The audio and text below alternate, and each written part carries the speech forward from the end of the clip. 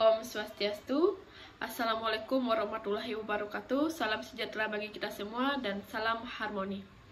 Di sini saya akan memaparkan studi kasus yaitu tentang Grab dan Perusahaan Teknologi Pengangkutan Indonesia atau TPI.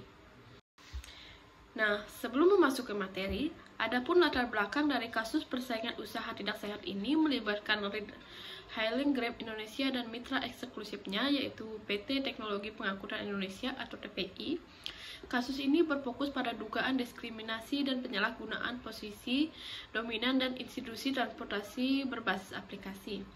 Adapun pihak-pihak yang terlibat yaitu yang pertama Grab Indonesia sebagai penyedia layanan transportasi berbasis aplikasi, yang kedua ada Perusahaan Teknologi Pengangkutan Indonesia atau TPI sebagai mitra manajemen armada transportasi, yang ketiga ada isu hukum.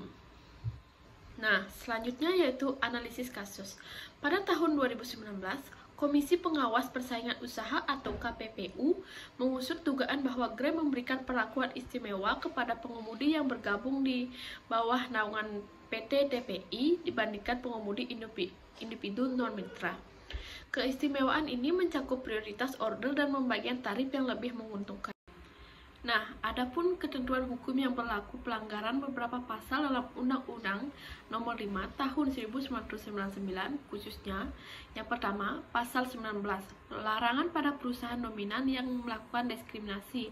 Yang kedua, Pasal 25, larangan penyalahgunaan posisi dominan untuk menghambat persaingan. Yang ketiga ada Pasal 17, larangan praktik monopoli dalam bentuk kepitaan yang merugikan pihak lain. Selanjutnya yaitu pendapat atau keputusan KPPU. Pada tanggal 2 Juli 2020, KPPU memutuskan bahwa Grab dan TPI terbukti melakukan praktik diskriminasi yang melanggar Undang-Undang Nomor 5 Tahun 1999.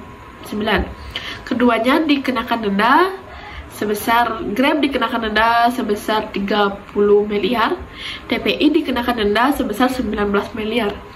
KPPU beralasan bahwa perlakuan istimewa kepada pengemudi mitra TPI telah merugikan pengemudi individu dan mengurangi persaingan sehat di pasar transportasi berbasis aplikasi. Nah, adapun implikasi hukum dan dampak bisnis. Yang pertama, dampak hukum, yaitu ada denda. Keputusan KPPU menjadi presiden bahwa perusahaan teknologi pun harus tunduk pada regulasi persaingan usaha di Indonesia. Yang kedua, perusahaan kebijakan internal, yaitu Grab harus melakukan penyesuaian dalam hubungan kemitraannya agar sesuai dengan aturan KPPU. Selanjutnya yaitu dampak bisnis. Yang pertama ada industri terkait, yaitu keputusan ini memberikan sinyal kepada pelaku industri transportasi berbasis aplikasi bahwa mereka harus bersaing secara sehat dan transparan.